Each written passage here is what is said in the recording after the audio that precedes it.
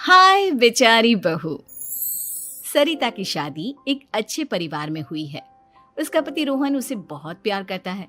घर में उसकी सास शांति और ननद मीनाक्षी भी है, जो सरिता के किसी काम में दखल अंदाजी नहीं करती।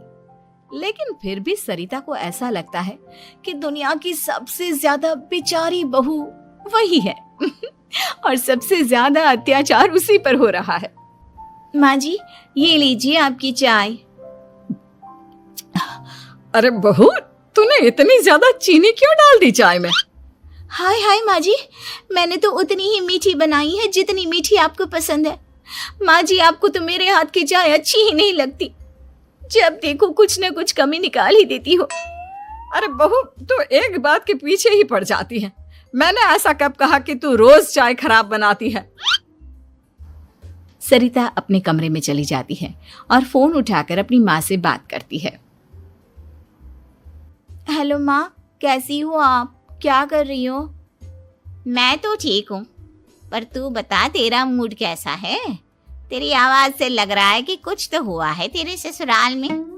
अरे क्या बताऊँ माँ, यहाँ तो हर समय मेरे साथ बहुत बुरा व्यवहार होता है। मैंने अपनी सास के लिए इतनी अच्छी चाय बनाई, लेकिन मेरी सास चाय पीते ही मुझे 4 बातें सुना दी। बेटी, तू इतनी छोटी छोटी बातों पर ध्यान ही क्यों देती हो? तुम्हारी सास ने कुछ बोल भी दिया तो क्या हो गया, वो बड़ी है ना तुझसे। माँ ने इतना समझाया, लेकिन इस बात का सरिता पर कोई असर नहीं हुआ। अपनी बेचारी बहू की छवि वो बदलना ही नहीं चाहती। अगली सुबह सब नाश्ते की टेबल पर बैठकर नाश्ता कर रहे थे, तभी सरिता ने अपने पति से कहा, सुनिए जी, मुझे ना आज बाजार से कुछ सामान लेकर आना है। आज आप ऑफिस से आने के बाद मुझे लेकर चलना ना। भाभी, मुझे भी कुछ किताबें खरीदनी है। आप दोनों जा ही रहे हो तो मेरी किताबें भी ले आना। लो, अभी तो बात ही की है बाजार जाने की, तो एक फरमाइश आ गई। माँ जी, आप भी बता दो कुछ, और हाँ, मोहल्ले वालों से भी बोल दो अगर वो कुछ मंगवाना चाहते हो तो।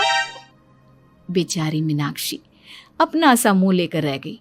ये सब देखकर रोहन से चुप नहीं रह गया और वो गुस्से में बोला, सरिता, क्या हो गया है तुम्हें? मीनाक्षी ने तो सिर्फ किताबों के लिए बोला है। तुम्हें मीनाक्षी से इस तरह से बात नहीं करनी चाहिए। माफी मांगो उससे अभी। क्या? मैं माफी मांगू? दिन भर आपके घर के काम करूं मैं, आपकी और आपके घर वालों की बातें सुनूं मैं, और अब माफी भी मैं मांगू? ऐसा कभी नहीं हो सकता। ये बोलकर सरिता वहां से चली जाती है। एक दिन उनकी पड़ोसन घर आती है। अरे सरिता, क्या कर रही है? और क्या करूंगी भाभी जी, बस घर का काम ही कर रही हूँ। आप बताओ कैसे आना हुआ? अरे मैं तो तुम्हारा हालचाल पूछने आई थी, लेकिन तुम तो बिजी लग रही हो। कोई बात नहीं, मैं बाद में आ जाऊंगी। और क्या करूं भाभी जी, जब से शादी होकर आई हूँ ना, बस काम ही कर रही हूँ। और इस घर में ना कोई मेरी कदर नहीं करता। पति है जो बस घर से ऑफिस, ऑफिस से घर। ननद को तो कॉलेज से फुर्सत नहीं। बची सास तो उनका सारा समय मेरी गलतियां निकालने में लग जाता है। अरे ये क्या कह रही हो सरिता? तुम्हारी सास तो पूरे मोहल्ले में तुम्हारी तारीफ करती फिरती है कि तुम बहुत अच्छी हो, पूरा घर तुम्ही ने संभाल रखा है। हाँ तो क्या हुआ, इसमें गलत क्या कहती है? सच्ची तो कहती है। मेरी मर्जी के बिना इस घर का पत्ता भी नहीं हिलता। शाम को जब रोहन घर आया तो उसने सबसे कहा, कल हम सबको मौसी जी के घर जाना है। उनकी बेटी की शादी है। सब अपनी अपनी पैकिंग कर लो, सुबह होते ही निकल जाएंगे। और सरिता, तुम कान खोलकर सुन लो, वहां जाकर किसी की बुराई भलाई शुरू मत कर देना, नहीं तो मुझसे बुरा कोई नहीं होगा। हाय हाय जी, आप तो ऐसे कह रहे हो जैसे मैं सुबह शाम सबकी बुराई करती फिरती हूँ। आज तक कोई कह नहीं सकता कि मैंने किसी की पीठ पीछे किसी के बारे में कोई बुरी बात बोली हो तो। अरे बस बहू, बात को और ज्यादा आगे मत बढ़ा। हमें सब पता है तो हमारे साथ क्या व्यवहार करती है। ये बात घर तक रखना, शादी में किसी को कुछ मत बोलना, नहीं तो सब कहेंगे कि शांति की बहू कितना बोलती है। हाँ हाँ, सब कुछ तो मैं ही बोलती हूँ ना। आप लोग तो हर समय फूलों की बारिश करते रहते हो मेरे ऊपर। सारी गलती मेरी है जो मैं इस घर में आई। सबका कितना ध्यान रखती हूँ, लेकिन फिर भी मेरी तो आप लोगों की नजर में कोई कदर ही नहीं है। अगली सुबह सब लोग मौसी जी के घर पर चले जाते हैं। वहां पर शादी का माहौल होता है, सब जगह चहल पहल होती है, बहुत सारे मेहमान आए हैं। सरिता को वहां बहुत अच्छा लग रहा है। वो अपने मन में सोचती है, यहाँ कितना अच्छा लग रहा है, कितनी रौनक है। मैं यहाँ किसी से ज्यादा बात नहीं करूंगी। अगर मेरे मुंह से कुछ ऐसा वैसा निकल गया तो रोहन जी तो मुझसे गुस्सा हो जाएंगी। सरिता ये सब सोच ही रही थी कि वहां रोहन की कजिन साक्षी आ गई और सरिता से बोली, आप सरिता भाभी हो ना? जितना आपके बारे में सुना था आप तो उससे भी ज्यादा सुंदर हो। हाँ वो तो है, मेरी सुंदरता की तारीफ सब करते हैं। मेरे मायके में तो सब यही बोलते हैं कि रोहन जी की किस्मत बहुत अच्छी है जिन्हें मैं मिली। लेकिन आप कौन है? मैंने आपको पहचाना नहीं। मैं रोहन भैया की कजिन हूँ। आपकी शादी पर नहीं आ पाई थी ना, इसलिए आप मुझसे मिली नहीं कभी। शांति मौसी और मीनाक्षी आपकी बहुत तारीफ करते हैं। क्या कहा तुमने? मेरी तारीफ? कभी नहीं। मेरे ससुराल वाले कभी मेरी तारीफ कर ही नहीं सकते। मैं इतनी अच्छी हूँ, मेहनती हूँ, लेकिन उन्हें तो मेरी कदर ही नहीं। सारा दिन घर का काम करती हूँ, फिर भी मेरी सास ना मुझे सुनाती रहती है और पति भी मेरी सास की साइड लेते हैं। ना कभी बाहर ले जाते हैं ना कहीं घुमाने। अगर घुमाने के लिए कभी बोल भी देना तो उनकी बहन बीच में आ जाती है। मैं कैसे रह रही हूँ उस घर में ये मैं ही जानती हूँ। सरिता की ये बातें सुनकर साक्षी को बड़ी हैरानी हुई। अब वो हर किसी के सामने अपनी बढ़ाई और ससुराल वालों की बुराई करने लगी। रोहन और शांति को सरिता पर बहुत गुस्सा आया, लेकिन वो चुप रहे। अगले दिन जब वो अपने घर पर आए, सरिता, तुमने क्यों सबके सामने मेरी इज्जत का तमाशा बनाया? तुमसे बोला था ना कि चुप रहना।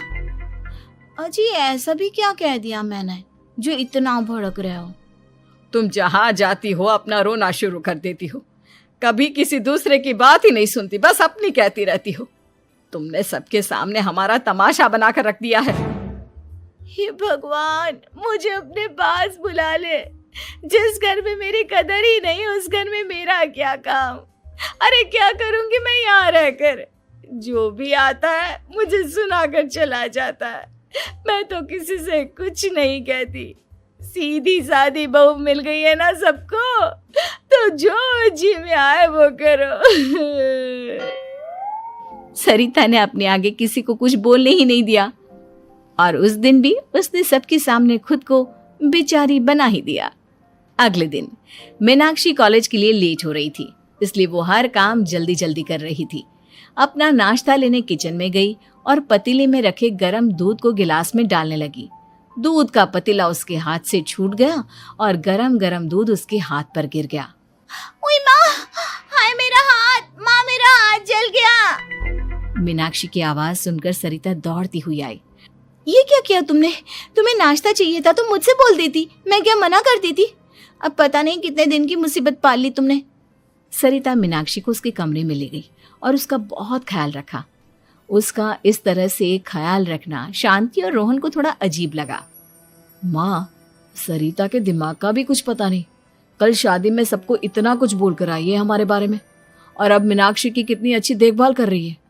ये ऐसा क्यों करती है? बेटा, तेरी बीवी की ना आदत हो गई है सबके सामने खुद को बेचारी दिखाने की, और आदत इतनी जल्दी नहीं बदलती।